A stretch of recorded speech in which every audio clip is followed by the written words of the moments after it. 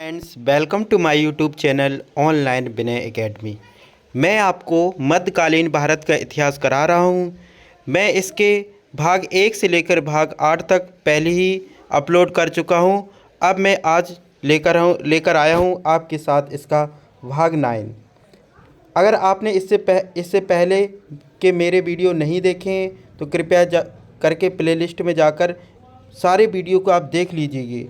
ये इतने ज़्यादा इम्पोर्टेंट है कि इसके बाद आपको कोई भी बुक्स या नोट्स पढ़ने की ज़रूरत नहीं है, क्योंकि ये जो नोट्स हैं वो ऑलरेडी बहुत ही सिलेक्टेड लोगों ने तैयार किए हैं, जो पहले से ही आईएएस, पीसीएस या समीक्षा अधिकारी हैं, उन लोगों के ये नोट्स हैं। तो फ्रेंड्स, चलिए हम स्टार्ट करते हैं। कल मैंने आपको सैयद वंश तक ख़त्म कर दिया था और मैंने ये बताया था कि कैसे तैमूर लिंग की सहायता खिरज खां ने की थी, और तैमूर लिंग के जाने के बाद उसने सैयद वंश की स्थापना की। किसने? खिरज खां ने। इसका जो टाइम पीरियड रहा दिल्ली सल्तनत में वो रहा 1414 ईस्वी से लेके 1451 ईस्वी तक। तैमूर के आक्रमण ने सल्तनत की शक्ति को क्षीण कर दिया था। मतलब पहले जो दिल्ली सल्तनत जो इतनी पावरफुल हुआ करती थी, और तैमूर के आक्रमण ने उसकी शक्ति को क्या कर दिया? बिल्कुल क्षीण कर दिया। एवं खिरज खां ने उसके बाद सैयद वंश की स्थापना की, क्योंकि खिरज खां ने तो तैमूर की सहायता की थी।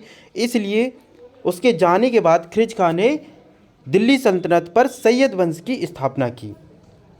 सबसे पहले खिरज का दिल्ली सल्तनत की गद्दी पर बैठा, और इसका जो टाइम पीरियड रहा वो रहा 1414 ईस्वी से लेकर 1421 ईस्वी तक। यानी कि वो केवल और केवल 7 वर्ष तक दिल्ली सल्तनत की गद्दी पर बैठा। खिरज खां ने सैयद वंश की स्थापना की। किसकी स्थापना की? सैयद वंश की स्थापना की। सैयद वंश स्वयं को पैगंबर मोहम्मद का वंशज मानते थे। जो सैयद वंश के लोग थे वो मानते थे कि वे स्वयं जो पैगंबर मोहम्मद साहब हैं उनका वे लोग अपने आप को वंशज मानते थे, लेकिन ऐसा कोई प्रमाण नहीं है। खिरज खां ने कभी सुल्तान की उपाधि धारण नहीं की। खिरज खां था, उसने कभी भी सुल्तान की उपाधि धारण नहीं की। उसने कौन सी उपाधि धारण की? रैयत ए आला। रैयत ए आला की उपाधि धारण की। ऐसा उसने इसलिए किया क्योंकि उसे मालूम था कि ये जो शासन उसे मिला है वो तैमूर लिंग के द्वारा दिया गया है। इसलिए वो उसके रैयत बन के, रैयत ए आला की उपाधि धारण करके वो गद्दी पर बैठा था। खिरज खां के बाद उसका पुत्र मुबारक शाह सैयद वंश का अगला राजा हुआ, जो दिल्ली सल्तनत की गद्दी पर बैठा। उसका जो टाइम पीरियड रहा वह रहा 1421 ईस्वी से लेके 1434 ईस्वी तक। खिरज खां के बाद उसका पुत्र मुबारक शाह दिल्ली सल्तनत की गद्दी पर बैठा।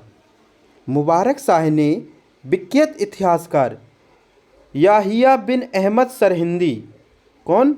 ये बहुत ही इंपॉर्टेंट, आप इसको नोट कर लीजिए। याहिया बिन अहमद सरहिंदी को आश्रय दिया था। किसने दिया था? मुबारक शाह ने। ये कई एग्जामों में पूछा जा चुका है कि जो प्रसिद्ध इतिहासकार थे याहिया बिन अहमद सरहिंदी को किसने आश्रय दिया था? तो किसने दिया था? मुबारक शाह ने दिया था। सरहिंद ने ही तारीख ए मुबारक शाही पुस्तक की रचना की थी। सरहिंद ने ही मुबारक शाही पुस्तक की रचना की थी। मुबारक शाह ने शाह की उपाधि धारण की। मुबारक शाह ने किसकी उपाधि धारण की? शाह की उपाधि धारण की, एवं अपने नाम का खुतबा पढ़वाया। क्या पढ़वाया उसने? अपने नाम का खुतबा पढ़वाया, तथा अपने नाम के भी उसने सिक्के जारी किए। जबकि उसके पिता खिरज खां ने ऐसा नहीं किया था, जबकि उसने रैयत ए आला की उपाधि धारण की थी। जबकि उसके पुत्र मुबारक शाह ने शाह की उपाधि धारण की तथा अपने नाम का खुतबा भी पढ़वाया, तथा अपने नाम के उसने सिक्के भी जारी करवाए। मुबारक शाह के बाद सैयद वंश की अगले जो राजा हुए उनका नाम था मोहम्मद शाह। क्या नाम था? मोहम्मद शाह, जिनका टाइम पीरियड था 1434 ईस्वी से लेकर 1445 ईस्वी तक। ठीक है ना?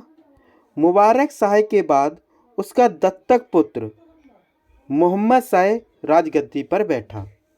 मोहम्मद शाह ने बहलोल को अपना पुत्र कहकर पुकारा। किसको पुकारा? बहलोल को अपना पुत्र कह के पुकारा तथा उसे खान ए खाना की उपाधि दी। किसकी उपाधि दी उसको? खान ए खाना की उपाधि दी। किसने दी? मोहम्मद शाह ने। किसको दी? बहलोल को। किसको दी? बहलोल को। मोहम्मद शाह की मृत्यु के बाद उसका पुत्र अलाउद्दीन आलम शाह सुल्तान बना।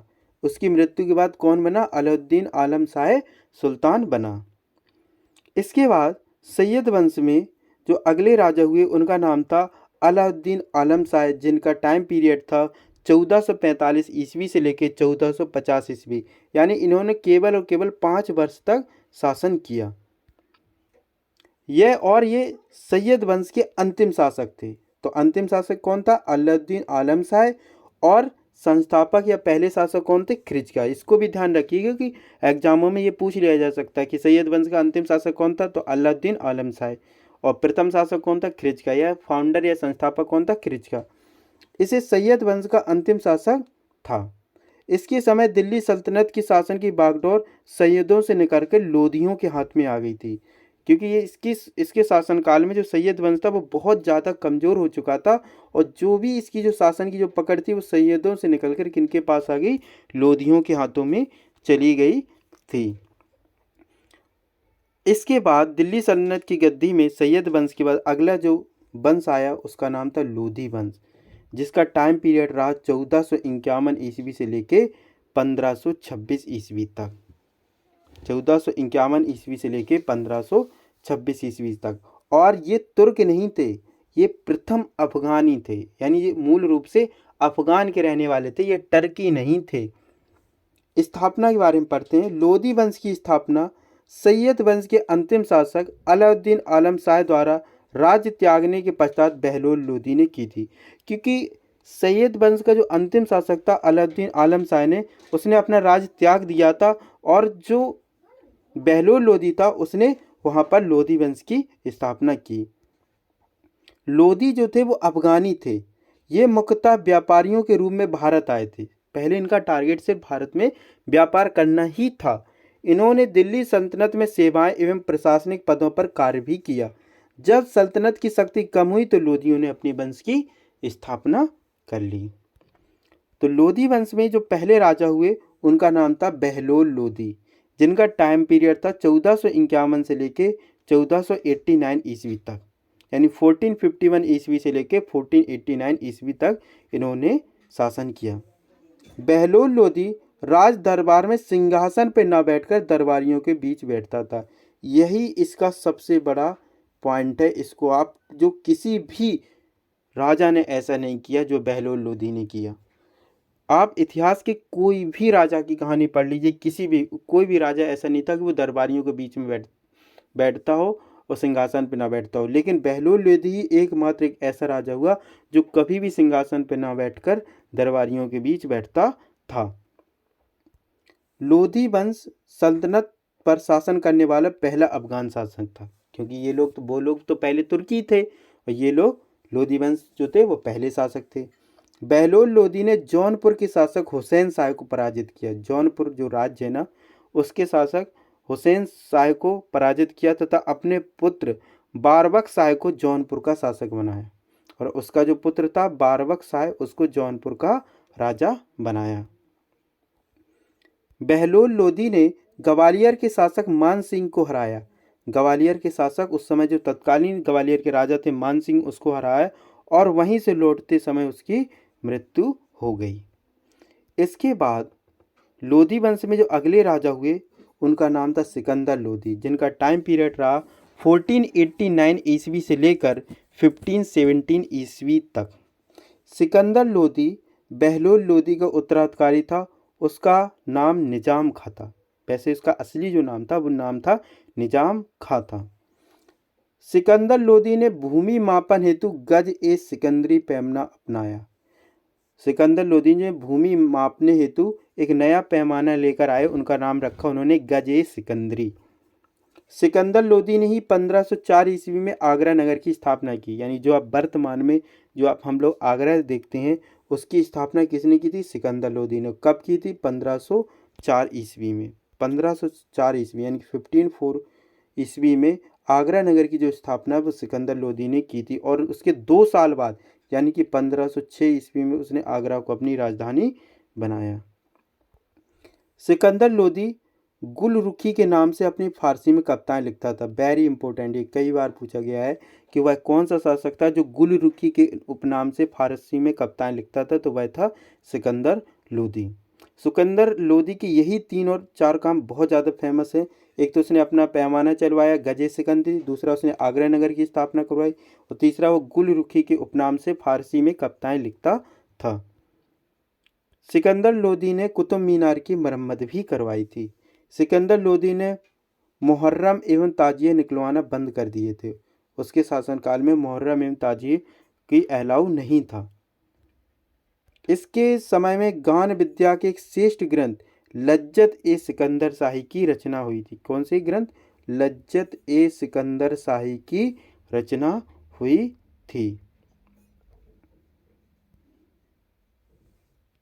एक आयुर्वेदिक ग्रंथ का फारसी में अनुवाद कराकर उसका नाम उन्होंने रखा फरहगे ए सिकंदरी। क्या नाम रखा था उन्होंने? फरहगे ए सिकंदरी।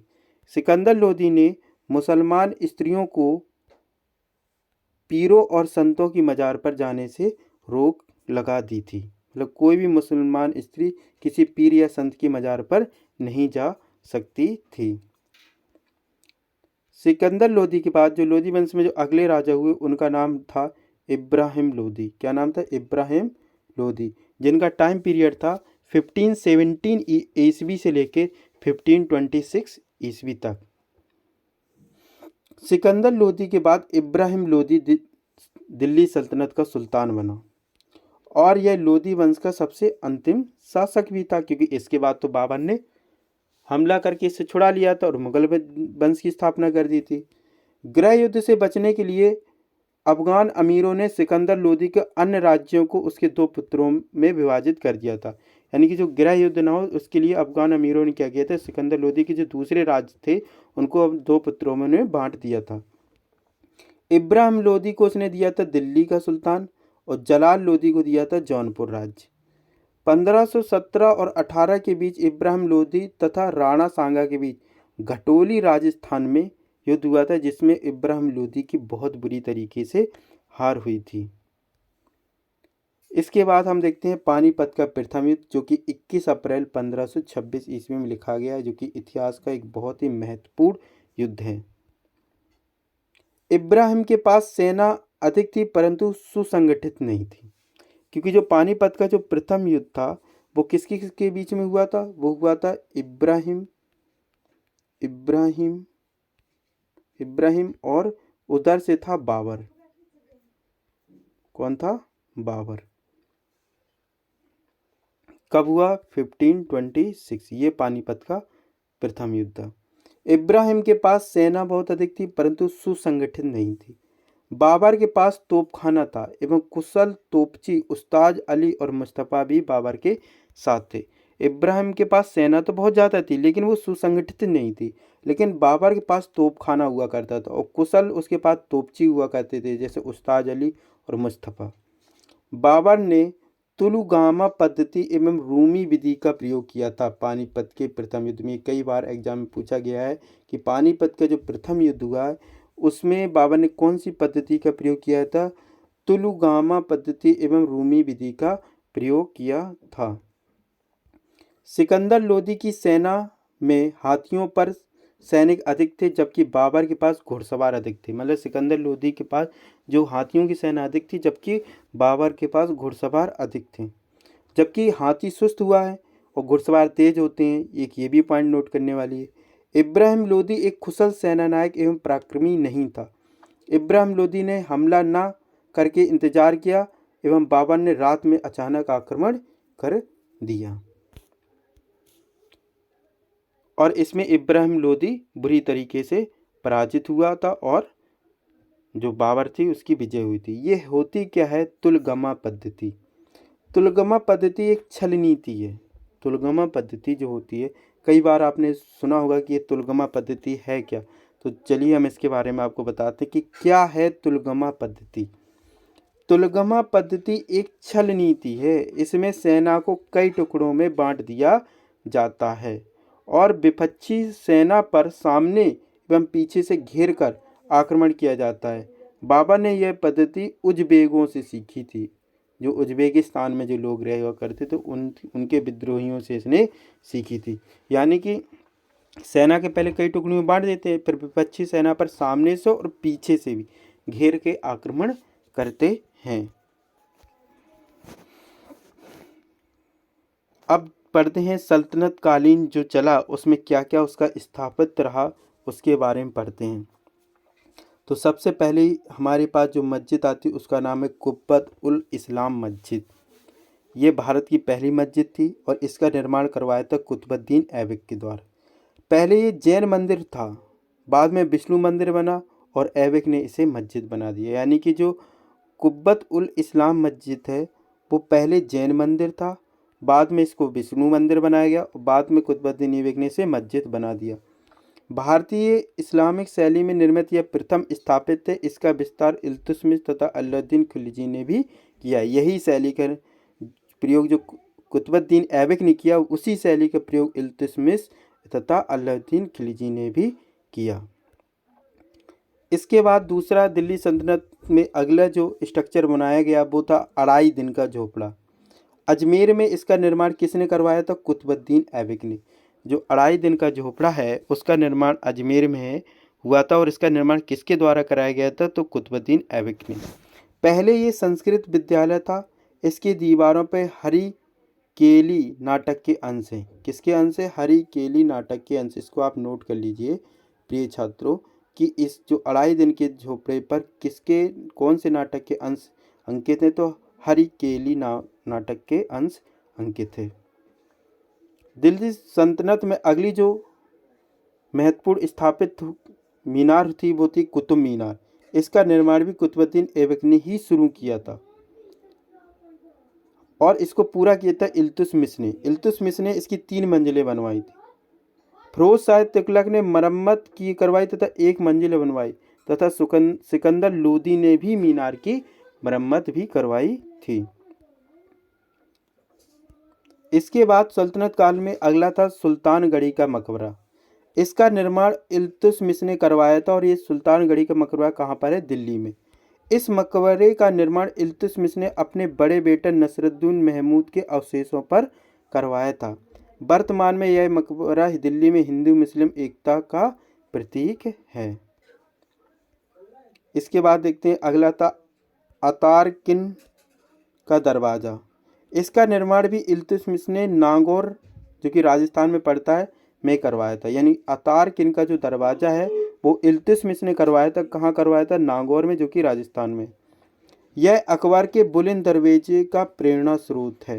यानी जो अकबर ने जो बुलंद दरवाज़ा बनाया था वो इसी से प्रेरणा ली थी, अतारकिन के दरवाज़ा से।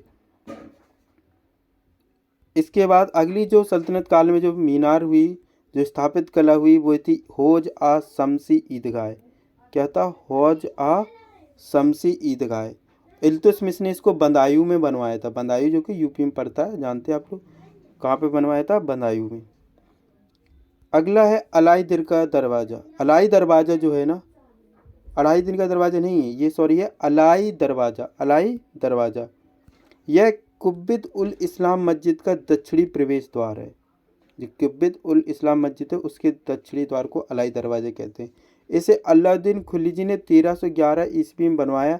यहाँ पहली बार घोड़े की नाल की आकृति में मेहराब का प्रयोग किया गया। किसकी आकृति में? घोड़े की नाल की आकृति में मेहराब का प्रयोग किया गया। इसके बाद अगला है जो सल्तनत काल में बिल्डिंग बनी उसका नाम था जमात खाना मस्जिद। क्या नाम था उसका? जमात खाना मस्जिद। इसका जो जमात खाना मस्जिद है इसका निर्माण अलाउद्दीन खिलजी ने करवाया था। किसने करवाया था? अलाउद्दीन खिलजी ने करवाया था। इसके बाद दिल्ली सल्तनत में अगला हुआ ऊखा मस्जिद। ऊखा मस्जिद इसको किसने बनवाया था? मुबारक शाह खिलजी ने। जो कि कहाँ पर पड़ता है? ये भरतपुर में। कहाँ पर पड़ता है ये? भरतपुर। और भरतपुर कहाँ पर है? राजस्थान में। किसने बनवाया इसको? मुबारक शाह खिलजी ने।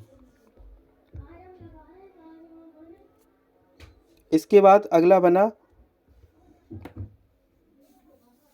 तुगलकाबाद किला। तुगलकाबाद किला जो है वो कहाँ पर है? दिल्ली में। निर्माण किसने करवाया इसका? गयासुद्दीन तुगलक के द्वारा इसको बनवाया गया। तुगलकाबाद किला जो कि कहाँ पर है? दिल्ली में है। कहाँ पर है? दिल्ली में है। और इसको किसने के द्वारा बनवाया गया? गयासुद्दीन तुगलक के द्वारा। अगला है गयासुद्दीन तुगलक का मकबरा। गयासुद्दीन तुगलक का जो मकबरा है इसका निर्माण गयासुद्दीन तुगलक द्वारा करवाया गया। किसके द्वारा करवाया गया? गयासुद्दीन तुगलक द्वारा। कहाँ पर है ये? दिल्ली में। कहाँ पर है ये? दिल्ली में। कहाँ पर है ये? दिल्ली में। और ये मकबरा कैसा है? पंचकोणीय है। कैसा है? पंचकोणीय। इसके बाद है आदिलाबाद का किला। दिल्ली में मोहम्मद बिन तुगलक ने बनवाया था। इस किले को मोहम्मदाबाद के किले के नाम से भी जाना जाता है। किस किले के नाम से जाने जाते हैं? मोहम्मदाबाद के किले के नाम से भी जाना जाता है। इसके बाद है कोटला फिरोज शाह। कोटला फिरोज शाह जो है ना दिल्ली में फिरोज शाह तुगलक के द्वारा बनाया गया है। कोटला फिरोज शाह है वो किसके द्वारा बनवाया गया है? फिरोज शाह तुगलक द्वारा दिल्ली में। इसके बाद काली मस्जिद। काली मस्जिद है वो फिरोज शाह तुगलक द्वारा बनवाई गई है। कहाँ पर बनी है? वजीराबाद दिल्ली में। कहाँ पर बनी है? वजीराबाद दिल्ली में।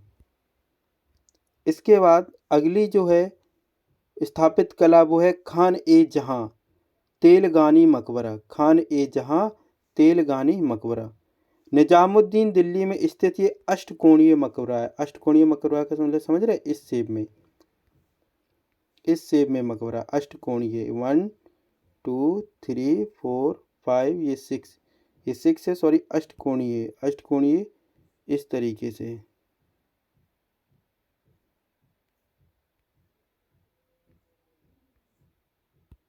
अष्टकोणीय मकबरा है ये इस तरीके से।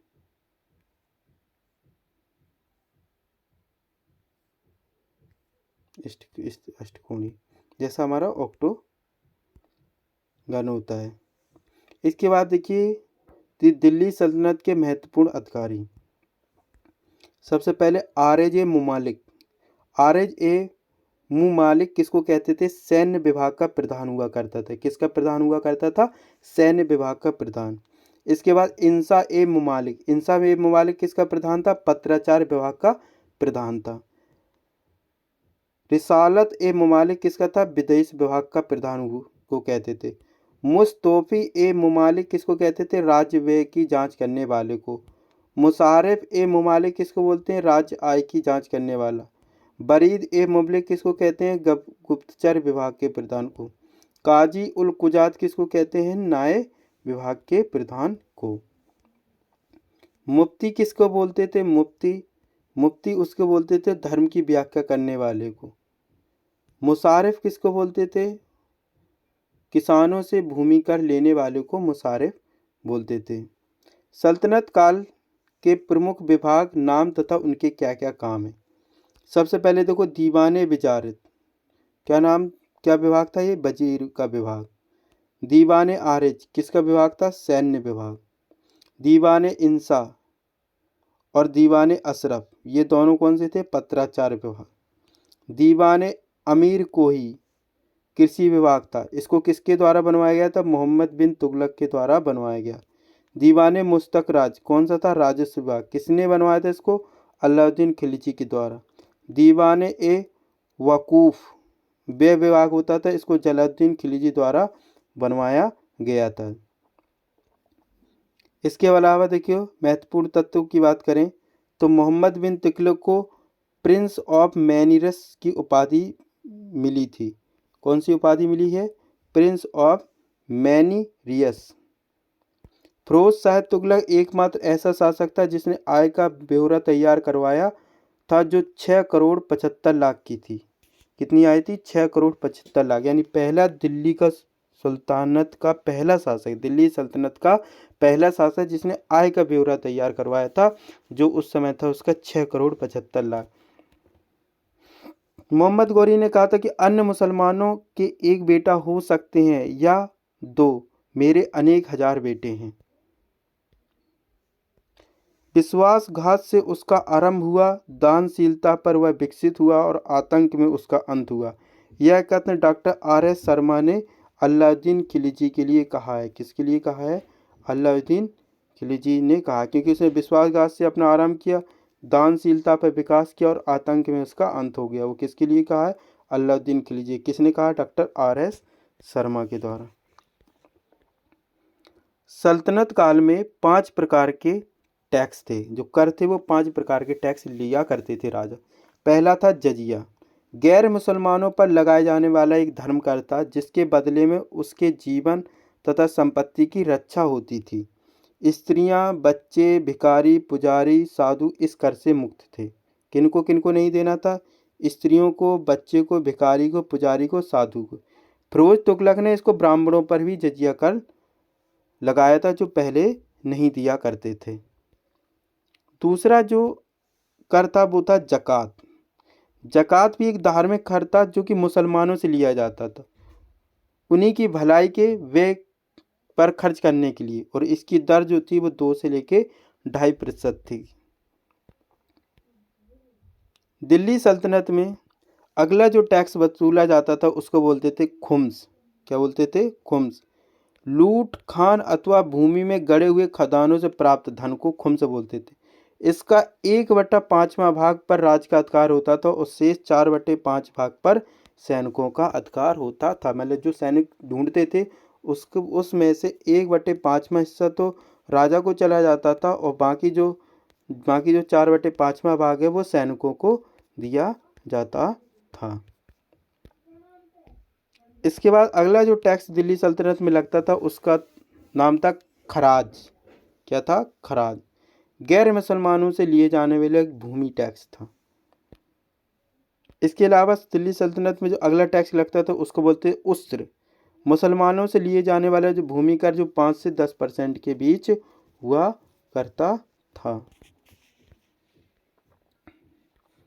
अगर हम इसमें सल्तनत काल में न्याय एवं दंड व्यवस्था की बात करें कि क्या न्याय और दंड व्यवस्था थी उस समय दिल्ली सल्तनत में, तो दिल्ली सल्तनत काल में मुस्लिम कानून के अनुसार न्याय होता था। और मुस्लिम कानून के 4 स्रोत हैं।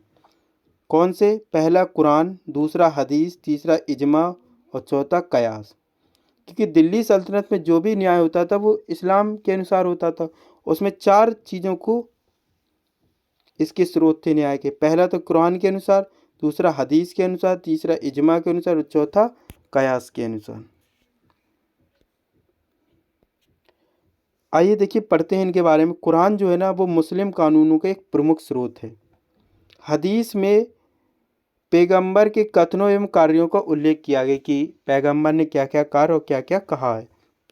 इजमा में मुजहिद हित द्वारा व्याख्या किया गया है। कानून अल्लाह की इच्छा का ही रूप माना जाता है। कानून के स्रोत को इजमा कहते हैं।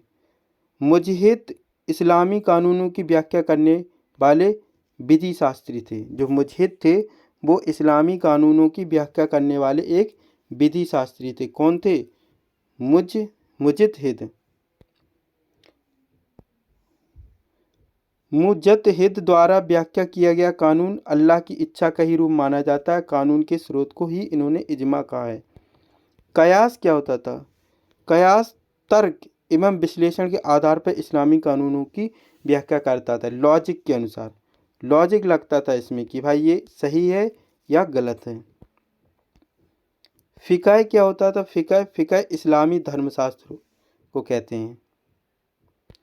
सल्तनत कालीन कुछ शब्दावली प्रयोग होती थी, उनका हम मतलब समझते हैं। एक वर्ड था सदका, जिसका मतलब होता था धार्मिक कर। दूसरा एक वर्ड यूज होता था मसाहत, जिसका मतलब होता है भूमि की पैमाइश। इसके बाद था मिल्क। विद्वानों को धार्मिक कार्यों के लिए प्रदान की जाने वाली भूमि मिल्क कहलाती थी और ये वंशानुगत थे, यानी कि जो भी विद्वान थे उनको धार्मिक कार्य के लिए भूमि दी जाती थी वो मिल्क भूमि कहलाती थी और ये वंशानुगत होती थी, मतलब उनके बाद उनका बच्चा, उनके बाद उनके बच्चा, ये ट्रांसफ़र होती रहती थी। इसके अलावा था वक्फ। वह धन संपत्ति अथवा भूमि जो धार्मिक कार्यों के लिए सुरक्षित कर दी जाती है उसको वक्फ कहते हैं। आज भी देखो वक्फ बोर्ड होता है। इदरार किसको कहते हैं? विद्वानों एवं धार्मिक लोगों को दी जाने वाली आर्थिक सहायता को इदरार बोलते हैं। पैमार किसे बोलते हैं? मैमार किसे बोलते हैं? मैमार उसको बोलते हैं इमारतों को निर्माण करने वाले को, यानी कि अगर आज के ज़माने में कहो तो आर्किटेक्चर को, आर्किटेक्चर को मैमार बोलते थे।